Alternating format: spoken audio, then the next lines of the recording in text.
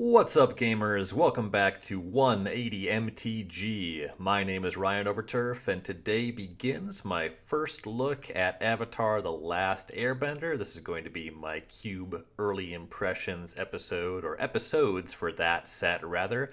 What I've been doing is breaking these down into two episodes. First, I'm going to look at the set's major themes and mechanics. That's what I'm going to be doing today, and looking at cards that explore those themes and mechanics. So anything that has to do with bending is going to be covered today.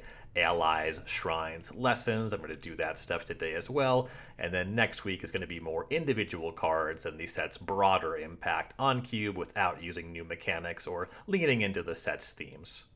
Avatar: The Last Airbender is also going to have a Jumpstart release, and the Jumpstart set does have some unique cards to it, but for the purpose of this Cube review, I'm just going to lump the main set and the Jumpstart set together. There's not too much additional going on. It plays with all the same mechanics and themes, so I don't really see a reason to go over them separately for the purpose of a Cube review.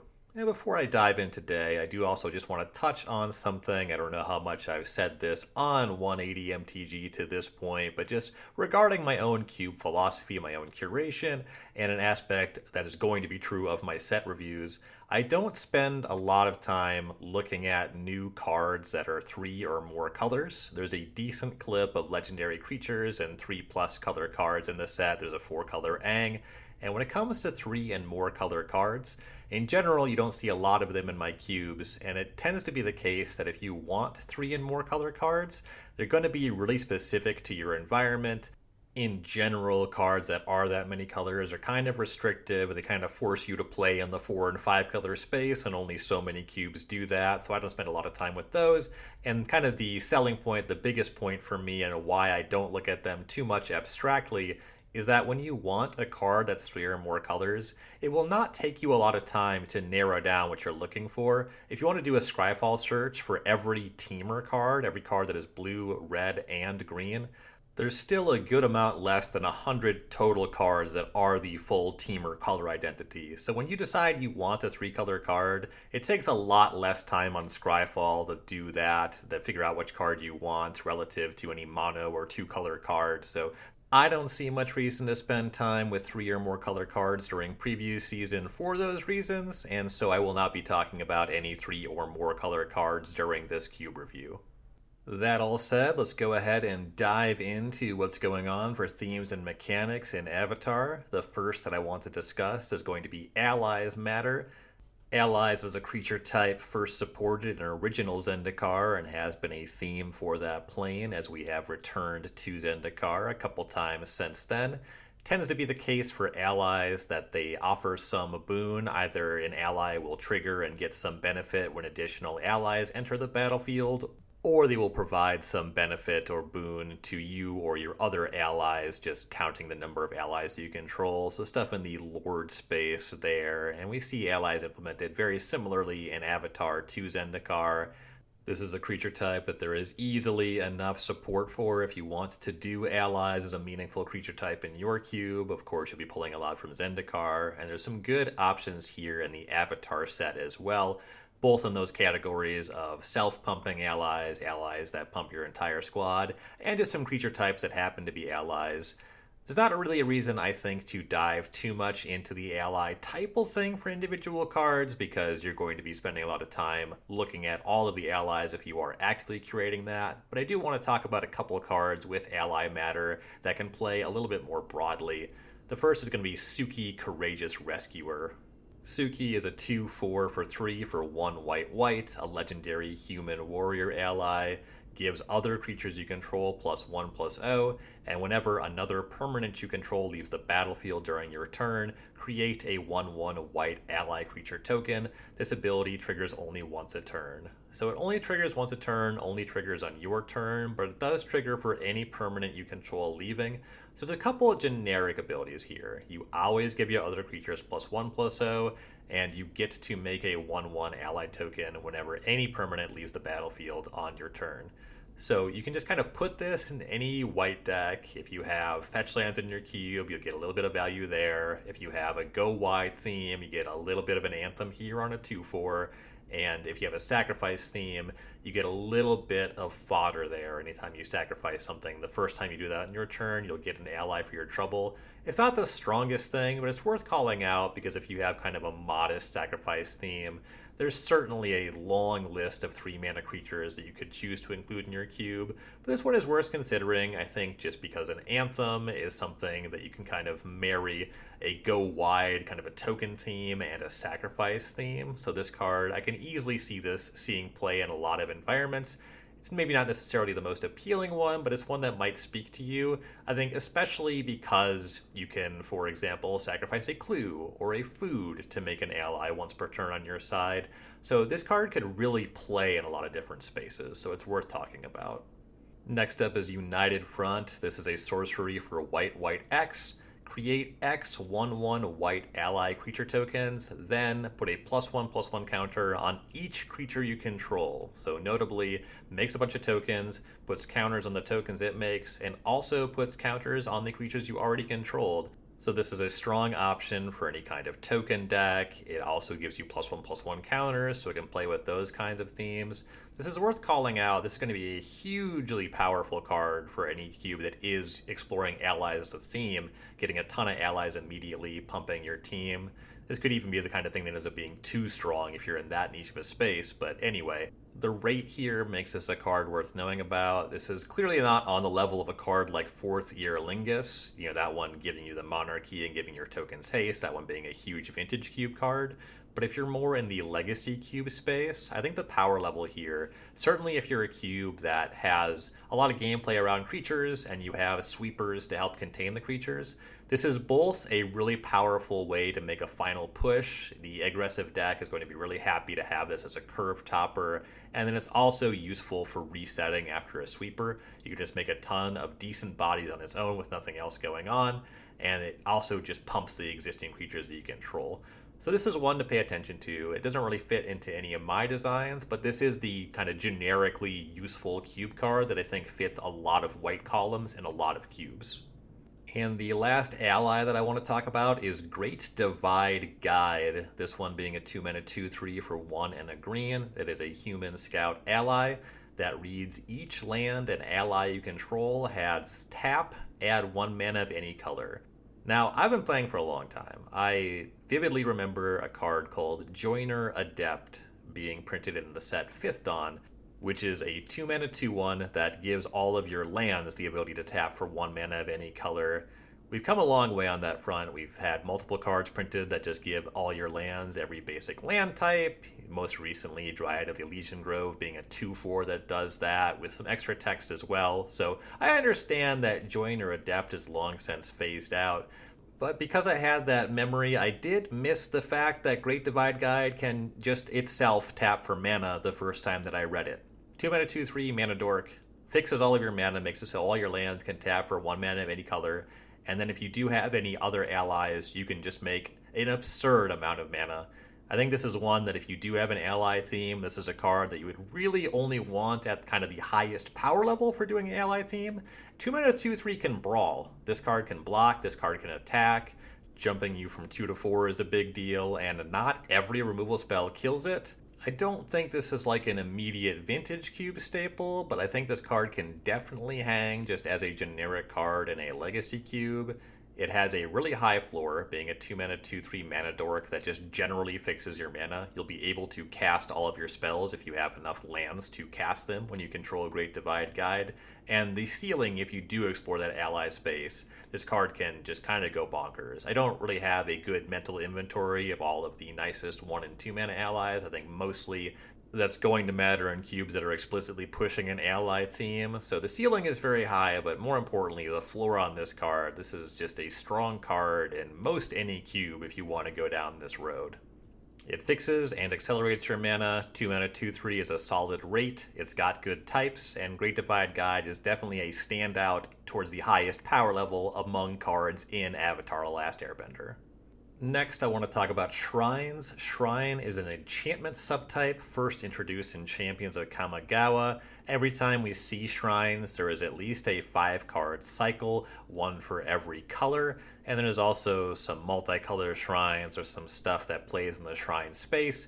If you look over the Avatar release, there's a couple cards that call out shrines. I do just want to talk about the cycle of monocolor shrines here.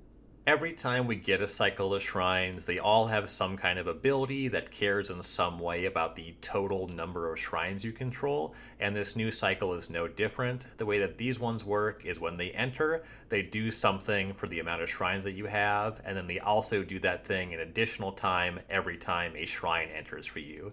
So Southern Air Temple is 3 and a white. It puts a +1/+1 counter on each of your creatures for each shrine you control when it enters. Also does that when additional shrines enter. The Spirit Oasis draws a card for every shrine you control. That one's 2 and a blue, and then it draws a card every time you make an additional shrine. Northern Air Temple is 1 black mana. Notably, I think this is only the second 1 mana shrine to be printed. When it enters, each opponent loses life equal to the number of shrines you control. You gain that much life, and then they lose 1 more, and you gain 1 more every time another shrine enters for you. Crescent Island Temple is 3 and a red. When it enters, you make a 1/1 red monk with prowess for each shrine you control, and then you make another 1/1 red monk token with prowess when you make additional shrines. And Kyoshi Island Plaza, 3 and a green. When it enters, you search your library for X basic land cards, where X is the number of shrines you control. Put those cards on the battlefield tapped, and then every time another shrine enters for you, you get to search your deck for an additional basic land and put that on the battlefield tap. So that's the one that I think is mostly just going to happen one time, mostly Kyoshi Island Plaza. It's a little late to the party for accelerating your mana, but there's a lot of 4 and 5 mana shrines that's certainly going to play in any kind of shrine deck. But it is meaningful to kind of classify that this one's kind of a one and done, and really for the volume of caring about having shrines and meaningful payoffs. The red one, Crescent Island Temple, making a bunch of prowess tokens, that's really meaningful. Northern Air Temple both being cheap and actually pressuring your opponent's life total is kind of a big deal for shrine decks. There's a couple other shrines that deal damage. Southern Air Temple doesn't play great with a lot of shrines, but there are other shrines that do make tokens, and there is a cycle, the cycle of shrines from Kamigawa Neon Dynasty. Those ones are creatures, so it's going to play well if you do support that cycle of shrines in your cube. Spirit Oasis is kind of funny. This is the 3rd blue shrine that just draws cards, and then the 4th option, mills. So not a lot going on in different spaces with the blue shrines, but they help you get there in volume, and this one does cost 3 mana. When it comes to shrines, this is a really parasitic space. Shrines mostly play with other shrines. You can loop them in with some kind of enchantress theme, anything that makes enchantments matter. If you're going to explore shrines, I strongly encourage doing it in an environment that has some ability to easily destroy enchantments. I don't think like destroying all enchantments is going to be that fun of an effect there, but you do need to be able to check these in some capacity. They don't have the most play to them, but they're very fun and very cool, and I have a soft spot for them because I do love original Kamigawa, and the Hondens were some of the coolest cards from original Kamigawa. These are cards that I intend to cube with. I don't expect to see them in a lot of cubes, but I am definitely interested in bringing just all of the shrines to the table and figuring out what an environment looks for those. So I'm excited about these if nobody else is. And that brings us to lessons. Lessons originally introduced in Strixhaven along with the learn mechanic. So lesson is a spell subtype, so an instant or a sorcery could have the subtype lesson. And what learn did in Strixhaven, anytime you cast a card with learn or triggered a learn ability, it lets you either draw a card and discard a card, or find a lesson from outside of the game, so from your sideboard, and allowed you to put that lesson into your hand. Avatar is not using learn at all. It just has cards that are lessons. It's kind of a flavorful thing going on there. Learning lessons and character growth being a central theme to Avatar: The Last Airbender. So a lot of these cards are tremendously flavorful, and while we're not seeing learn, there's some new things we are seeing in the lesson space. There's cards that care about when you cast lessons, cards that care about lessons in your graveyard. So if you do play in that Strixhaven space, and we are going back to Strixhaven next year, there's been some speculation we might see learn again there. But in the context of just the Avatar set, Lesson just shows up as a type on some instances in sorceries, more for flavor reasons than anything else, for big story moments. And a lot of the designs, if you look through all the lessons in the Avatar set, we're seeing a lot of cards that are just cards that exist that are now lessons. There's a Rampant Growth that's a lesson in the set called Shared Roots. There's also a card that's just Harrow, but it's a lesson called Cycle of Renewal. So a lot stronger than what we generally saw out of Strixhaven in the lesson department. Plenty of just main deckable cards, which is a pretty big departure from what we previously have seen with Lesson and Learn. If you are playing with Learn in your cube, there's absolutely some cards you should be checking out. I recommend doing a Scryfall search for every lesson. For the purpose of my review, I just want to talk about a couple cards and really the ones that stand out independently of whether they're lessons or not, more just instants and sorceries that are more generally playable, and they will open up some space if you do explore, lesson, and learn in your cubes. And there's also some synergies in Avatar. I'll go over one card at least that I find very charming in the new lesson synergy space. But the first lesson I want to talk about is Overwhelming Victory, this one from the Jumpstart set. This is an instant for 4 and a red. Overwhelming Victory deals 5 damage to target creature. Each creature you control gains trample and gets +X/+O until end of turn, where X is the amount of excess damage dealt this way. Really powerful to pull out of your Learn sideboard, but also this is just a solid removal spell that turns into an overrun.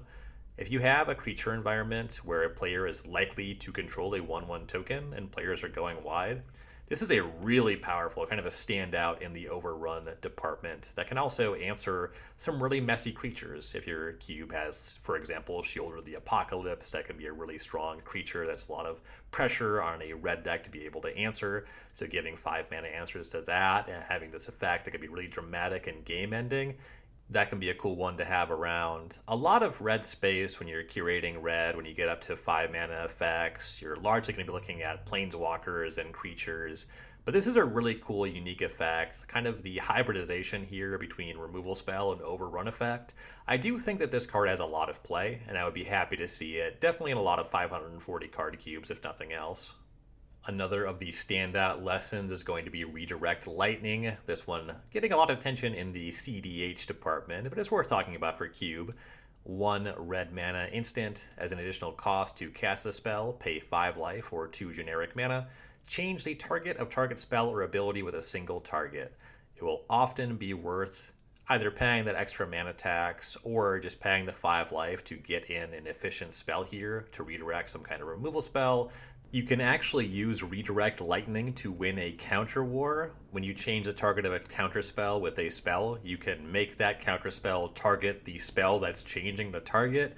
It's a little weird, but it does work. This is why you used to see some misdirections in Legacy. You could misdirect a Force of Will to make the Force of Will target the misdirection, because while you're changing targets, it's still on the stack. So it's a useful part of utility to know about if you are interested in this card. Part of why I wanted to highlight specifically Redirect Lightning is that this is a funny card to have in a lesson board if you have Learn, because a redirect spell being face up really cues your opponent into what they should be playing around. So having a reactive spell in the Learn board, it is kind of a funny thing. This is going to be a card that I expect to show up more just as an individual card, and more cubes are going to just have some odd lessons now than having any kind of Learn package. So this is more important to highlight as an individual card. It's one that I'm considering that I'm likely to try out in the Tempo Tubert. A lot of removal spells and just spell efficiency being a big factor of that environment. I also support Death Shadow, so sometimes you pay 5 life as a pump spell. Definitely if you use this to protect a Death Shadow, this could be a really dramatic game ender. So this is a really cool card. I'm kind of excited to play with it and see how it plays out. And then I want to give a quick nod to some of the lesson synergies in the Avatar set. A card that I find very charming is First Time Flyer. 1 and a blue for a 1/2 flying human pilot ally. It gets +1/+1 as long as there's a lesson card in your graveyard. This is such a huge flavor win.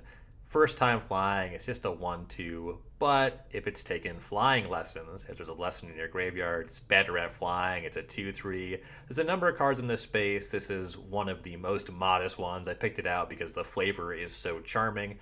I don't expect to see a lot of first-time flyers, but it's a really good example of what makes this space fun.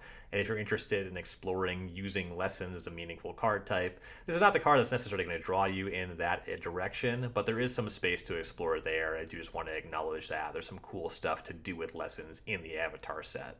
All right, now it's time to get into bending. There are four different bending mechanics in Avatar The Last Airbender, corresponding to the four different elements. These are going to be mechanics that are going to be less resonant with the broader world of magic, but they're all really cool and they play really well together. Early impressions of Avatar Limited is that the set plays great. There's a lot of cool things you can do in the space. It's certainly a set that I expect other players to build set cubes in. I don't have as much appreciation for Avatar as a lot of people in my sphere. I watched it for the first time as an adult. I think it's a great show for kids. I understand why somebody who saw it when they were younger would really have a lot of sentimental attachment to it. And it does tackle a lot of adult topics in really mature ways. But it's less for me, even though I do appreciate it. But anyway, let's go ahead and talk about the mechanics here. The first is going to be airbending. Airbending is a generally interactive and often reactive mechanic, which is very flavorful for airbending in the show. When you airbend something, you exile it, and then while it's exiled, its owner may play it for 2 generic mana rather than any mana cost for it. So typically this is going to exile either something of your own to save it or something of your opponent's to make them pay for it later and lose access to it now. So the first card I want to talk about, this is actually a doozy. I think this is one of the stronger cards from the set. That's going to be Appa Steadfast Guardian. For 2 white, you get a 3/4 legendary Bison ally with flying and flash. And when Appa enters, you airbend any number of other target non-land permanents you control. And then it also says, whenever you cast a spell from exile, create a 1/1 white ally creature token. So there you kind of see some through lines with the mechanics and themes in the set, making ally tokens there. Having an independent clause that gives you those tokens anytime you cast a spell from exile gives us a lot of space to play in. This is something we see more and more of in Magic these days, either bottling spells or otherwise exiling them. Here the example being airbending, and then being able to play cards from exile and giving you something every time you do it. And then Appa is Restoration Angel shaped. 4 mana, 3/4, flash and flying. This is a tried and true strong body to throw into combat. And then sometimes you're going to take advantage of airbending. Sometimes you're going to take advantage of casting spells from exile. But just generally, this card does a lot. If you have a pretty wide battlefield, you can protect multiple things for a sweeper in exchange for your Appa. Going to be a lot of play to this card, and this is going to be one of the ones that I expect is going to be more broadly cubed than a lot of other cards from the Avatar set. Certainly the ones with the bending mechanics. Next up is Avatar's Wrath. This is kind of a funky one in the board sweeper space. For 2 white, it's a sorcery. You choose up to 1 target creature, then airbend all other creatures, so you exile them, and their owner can pay them for 2 rather than their mana costs.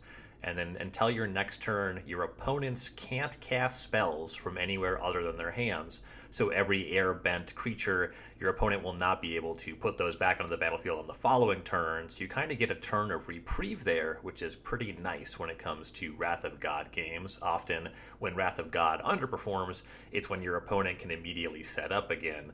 And then lastly, you do exile Avatar's Wrath. That's going to be important because you could just airbend your own Eternal Witness, for example, and then keep looping the Avatar's Wrath. That wouldn't be the most fun thing.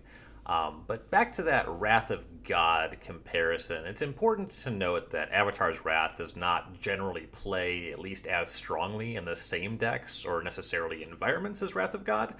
Airbending your opponent's creatures is not a permanent solution, unless they're tokens. I have not yet pointed out, this is good to point out because Appa only blinks your own thing, you would never airbend your own tokens, but airbending opposing tokens means they're just gone forever. So Avatar's Wrath can clean up an opposing battlefield that's gotten out of control with tokens. But for the most part, if your opponent just has a bunch of creatures and you have none, airbending them all, it's okay, it buys you a little bit of time, but it's going to be much weaker than Wrath of God. Where this card is really going to play is going to be environments where you have your own stuff you want to exile. This is the kind of card that I think is really going to play very strongly in a kind of cube with a blink theme. If your deck kind of has a blink thing going on, even though you can't loop Avatar's Wrath with Eternal Witness, it's still really nice to airbend your own Eternal Witness. This is a card that I think would probably prove too strong anywhere your cube is a little bit more synergy spaced in that place where you want to support some aggressive stuff, because I think that you're really easily going to overpower an aggressive deck with a blink, just a value deck with cards like Avatar's Wrath. You slow them down enough and you get enough back for it. Definitely, if you have creatures that are entering and gaining life, stuff like Thragtusk can be pretty filthy with Avatar's Wrath. So I think that this is largely like a legacy cube style card. And I do think it's cool to see this side by side in a cube list that also has Wrath of God, given that both of those cards are kind of asking for a different texture of deck. And it's sometimes going to be the case that a deck would play both. And it's kind of cool to explore that space where you have these similar-ish effects where one can do something a little bit more interesting in a proactive space, but both of them have reactive applications. I am pretty excited about the prospect of playing with Avatar's Wrath. I don't have it slotted for any of my cubes, but it's certainly one that when I see it in a pack, I'm going to be very excited to draft with it. There is one more Airbending card that I want to go over, but it does require first explaining what Waterbending is, as this is a card that has both mechanics. So Waterbending, it plays in pretty unique space as a mechanic. It is only showing up on cards as an additional cost. It's similar to Convoke and Improvise. What it is waterbending. Anytime you see that word waterbend, there's going to be a number that's going to be a mana cost, and then you can tap creatures and artifacts. Each creature and artifact you tap while paying a waterbending cost is going to pay for one of that cost. So Waterbending is showing up. It's different from Convoke and Improvise because it doesn't reduce the actual cost of the spell. It's always an additional cost. So you're going to see some mana cost associated, and then some spells will have an additional cost to waterbend for some amount if you so choose. And then a number of permanents have some waterbending activated ability, which then you can tap creatures and artifacts to pay to use that waterbending ability. There's also an example of Ward that causes your opponent to waterbend to pay a ward cost, which is a pretty cool implementation. But anyway, the card that I want to talk about here, that last Airbending card, is Aang, Swift Savior. 1 white-blue, 2/3 legendary human avatar ally with flash and flying. When Aang enters, you airbend up to one other target creature or spell. And then for Waterbending 8, you can transform Aang. When you transform Aang, he becomes Aang and La, Ocean's Fury, a 5/5 legendary avatar spirit ally with reach and trample, and whenever Aang and La attack, put a +1/+1 counter on each tapped creature you control. So on the front side, this is kind of a spell queller-ish creature. That's a card that used to show up in cubes sometimes. I'm sure you still see it around a little bit. It's a little bit weak because when the spell queller dies, your opponent just gets their spell back. It's weaker than most just mono blue counter spells. There's plenty of stronger stuff in the blue-white space, and it's not that fun, so it doesn't necessarily show up in lower power environments either, because having your spell actually permanently exiled, like if the spell queller just gets to take your spell and keep it, that's not fun either. So it doesn't show up a lot because it's not that strong or that fun. It's not that worth pursuing. Aang is a little bit more tame in that spell queller kind of space, because by airbending something, your opponent is always going to be able to have access to it, whether they kill your Aang or not. They'll just be able to cast it for 2 again later. You can use Aang to protect your own spells or creatures in that way, which is a very useful thing to keep in mind, and another reason why this card plays much better in high power environments than Spell Queller. And then that waterbending upside, being able to turn into a giant monster. I don't know how much that comes up in the average game, but having that upside is just really nice. This is a strong card with flash and flying, with a lot of additional texture. Aang is a human, Aang is an ally, so those are both aspects where you can see some synergy. Certainly if you go the avatar set cube route, ally is going to matter there. Aang is an avatar, so don't try to pick it up with Overlord of the Belmerk. That's illegal. But in general, this is a card with strong abilities and good types.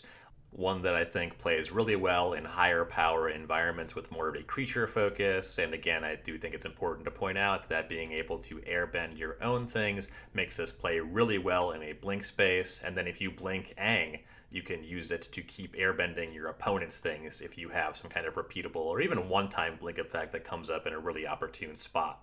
Really strong card, one that I think could realistically show up all the way up to vintage cube power levels. All right, the next waterbending card I want to talk about really showcases where waterbending is going to show up meaningfully. It's just on cards that are otherwise playable, very similar to Aang, where I didn't talk a lot about that 8 mana ability because it comes up sometimes. Really, you care about just what you're doing when you actually cast the spell. So in that space, we have Aang's Iceberg, 2 and a white for an enchantment with flash. When it enters, exile up to one other target non-land permanent until this enchantment leaves the battlefield. And then it has Waterbend 3, sacrifice this enchantment. If you do, scry 2. Notably, this is not an Oblivion Ring, it's a Banishing Light. So if you've been playing Magic for a long time, Oblivion Ring is an exiling enchantment that has independent clauses, which means if you could sacrifice or otherwise destroy your Oblivion Ring when it enters before the exile ability would resolve, then you resolve the ability to return the thing before you resolve the ability to remove the thing, and you could get really tricky that way. They stopped templating cards that way. So Aang's Iceberg, you're not going to be able to fully get the card. This waterbending clause, it's a buyout. You use it when Scry 2 is more important than keeping something exiled, or if you just had to cast this and didn't really have other targets, or you can get fancy and exile your own thing because this can target your own things and then waterbend to get it back later. So that's kind of a fun way that this card could play in a blink deck, for example. Mostly 3 mana flash enchantment that can exile something. This is a useful removal spell. There's some creative ways to play with it. This is really strong in that Banishing Light space. So if you have a Banishing Light or you want a Banishing Light effect, but you'd like it to be a little bit more powerful, this is definitely an option for you. A card that we've seen in a lot of digital cubes lately is the Domain Banishing Light. Leyline Binding, which costs 6, but it costs 1 if you have the full domain. If you're like me and you have a stronger preference for 2 and 3 color decks, my Leyline Bindings, they tend to cost 3 or 4 mana. Aang's Iceberg does always cost 3. For some environments, it's going to be an upgrade in that space too. Having flash is a big deal, and this is one that will always cost 3. You won't have to go out of your way. If you're not cubing with triomes, then Aang's Iceberg is going to make more sense and be more powerful in that space. And one more waterbending card is going to be Katara Water Tribe's Hope. This is a 5 mana 3/3 for 2 white blue blue, legendary human warrior ally with vigilance. When Katara enters, you create a 1/1 white ally creature token, so it plays in that ally synergy space. And you can waterbend X. Creatures you control have base power and toughness XX until end of turn. X can't be 0, so that's kind of funny. This plays in the mirror entity space, but it closes off the mirror entity weirdo combos where you set mirror entity to 0 and kill all of your stuff. So no sacrifice payoffs, no body double shenanigans, and then also you can only activate Katara during your own turn. So it's less useful in the sense of making a large blocker, but it does generate 2 bodies, and that's really rarely what Mirror Entity is about anyway. It is cool to see that Mirror Entity ability with Waterbending as a cost. So you can tap some of your creatures to make your things just gigantic. This is not something for the highest power level cubes. Blinking this isn't going to be the strongest thing, just getting a 1/1 token every time. It's a 5 mana 3/3. But this is a cool option for cubes that maybe have a little bit of tokens going on, being a payoff, a card that is useful for actually making meaningful attacks if the battlefield can get bogged down. Being able to make your creatures just gigantic by putting a bunch of mana into that waterbending ability. Really useful for breaking a board stall, and a lot of cubes with modest rates cards that look like this. It's going to be welcome to have something that can break up a board stall if you're able to untap with it. Moving on to Firebending. Firebending is an ability that also has a corresponding number, but rather than a cost, it's the amount that you do it. So if you Firebend for a number, you make that much mana when a creature with Firebending attacks. So if a creature has Firebending 1, when that creature attacks, you add 1 red mana to your mana pool, and that mana lasts until the end of combat, not until end of turn. So it's going to be useful for anything you can do at instant speed, combat tricks, removal spells, just any instant or any activated ability you can use at instant speed. So the first card I want to talk about here is Firebending Student. 1 and a red for a 1/2 human monk with prowess, and Firebending X, where X is this creature's power. So if you cast some spells, the prowess is going to grow the student, and then you'll make more mana when you attack with it with that firebending ability. This is a card that generally speaks to things that I like about Magic. I think it's a little bit on the weak side. When it comes to prowess creatures, I'm pretty happy getting 1 power for 1 mana. I'm pretty unhappy getting 1 power for 2 mana, exception being Slickshot Show Off, but that's because it gets 2 power every time you cast something. When it comes to the choke points for prowess decks, it tends less to be the amount of mana you can generate, certainly mana you can only use at instant speed, and more to be cards in hand. So this card doesn't play great in prowess decks. This is fine if you have a lower power level thing going on, and or if you have some 3, 4, 5 mana instants that you want to be part of your infrastructure. This card actually plays pretty reasonably with some cards that I've already talked about here. Just that lesson learn package, that's a mechanic if you want to do learn and get lessons to your hand. Some extra mana, getting some free instants. Firebending is going to play well there. Any Firebender is going to be useful for casting Overwhelming Victory, for example. In general, though, just as a standalone prowess threat, 2 mana 1/2, it's nothing that's going to get me out of bed in the morning, and I wanted to acknowledge it, being the prowess guy, give the prowess Firebender some time and talk about what I like and don't like about it. I think it's less good in just a generic prowess deck, and more good if you are pushing your cube in a direction where you're actually really capitalizing on Firebending, which typically is going to mean having a high volume of instants and ability to churn through a lot of extra cards. Next up is a card that is kind of more self-contained in how it utilizes Firebending, and then also has a bunch of other stuff that it does. This is just a strong value card. That is Legend of Roku, 2 red for a Saga. Chapter 1, exile the top 3 cards of your library until the end of your next turn. You may play those cards. Chapter 2, add 1 mana of any color, so some mana to cast those exiled cards. And Chapter 3, exile the Saga, then return it to the battlefield transformed under your control. And it transforms into Avatar Roku, of course. This is a 4/4 legendary avatar with Firebending 4, so when it attacks, you add 4 red mana that lasts until the end of combat.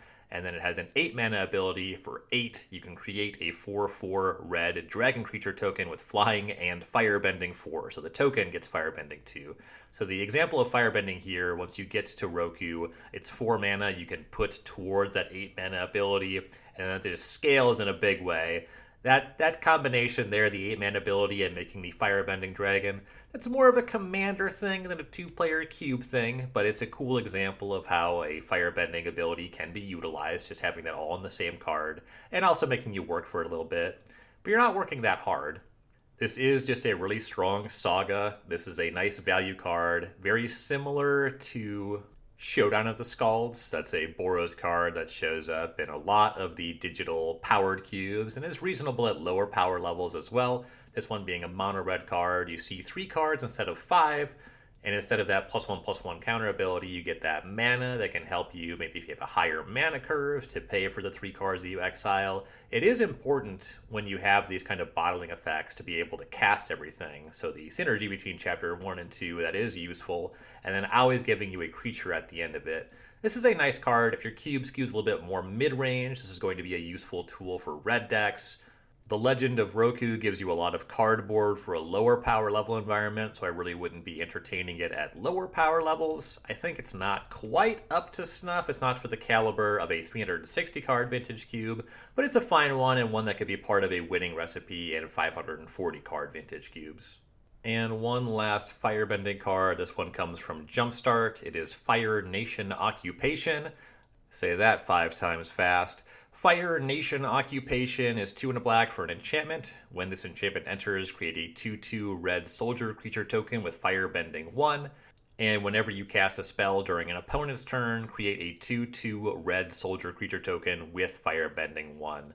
These clauses might look a little bit disjointed at a glance, but in general, I think the through line here is a creature with Firebending 1 is going to incentivize you having instants in your deck, so you can cast them during combat, any kind of red removal spell or combat trick. That's what Firebending is letting you use. And then the ability to make 2/2s when you cast a spell during an opponent's turn. That's just capitalizing fully, more on removal spells and combat tricks. Both of these things do incentivize you to play at instant speed.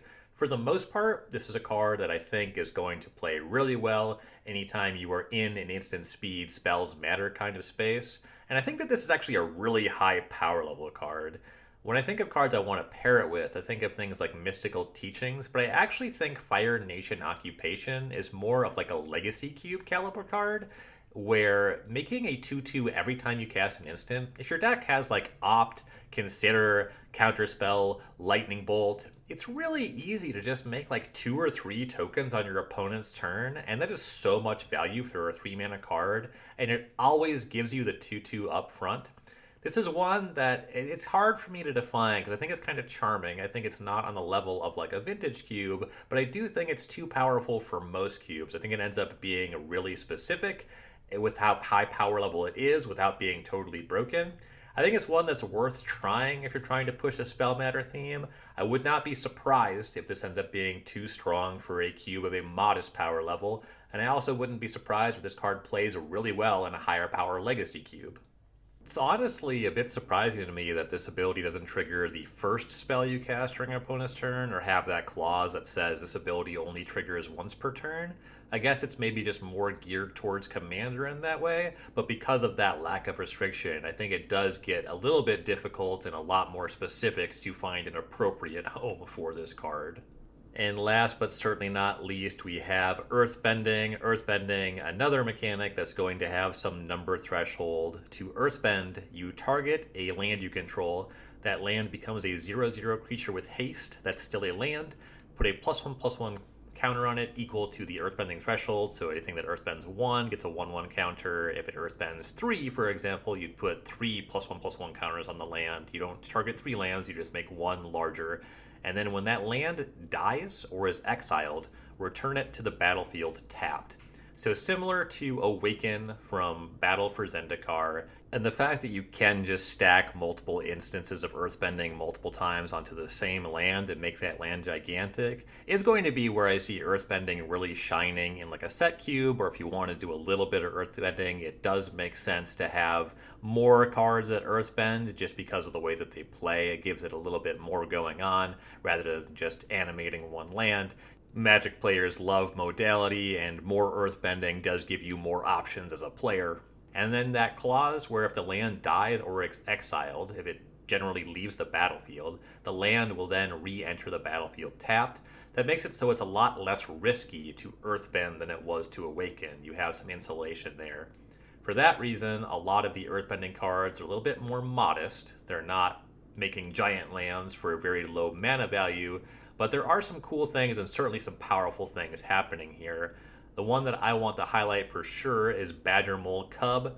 This is 1 and a green for a 2/2 Badger Mole. When it enters, you Earthbend 1, and then whenever you tap a creature for mana, you add an additional green. So the land that you Earthbend, that immediately is going to be a land that now taps for additional green mana. If you have Birds of Paradise, Noble Hierarch, any kind of mana elf, whatever, all of those creatures are going to tap for an additional green with the Badger Mole Cub. You're getting 3 power of body for 2 mana, which is a pretty good return, albeit split across 2 bodies. And it is important to talk about Earthbending.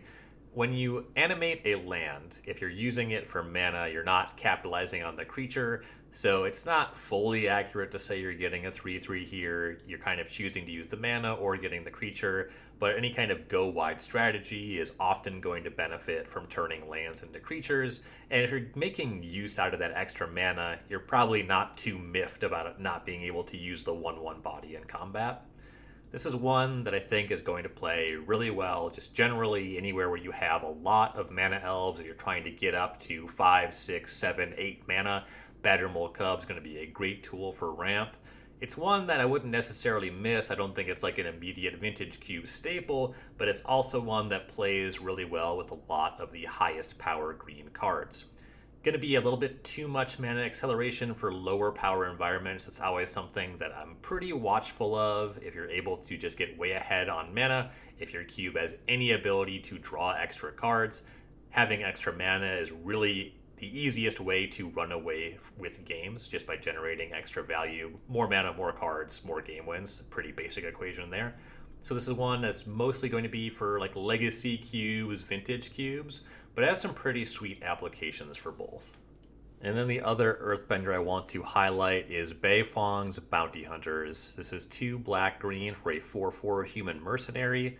Whenever a non-land creature you control dies, Earthbend X, where X is that creature's power. So this is going to be kind of a huge payoff for sacrifice decks. Definitely if you're going into green for a sacrifice archetype.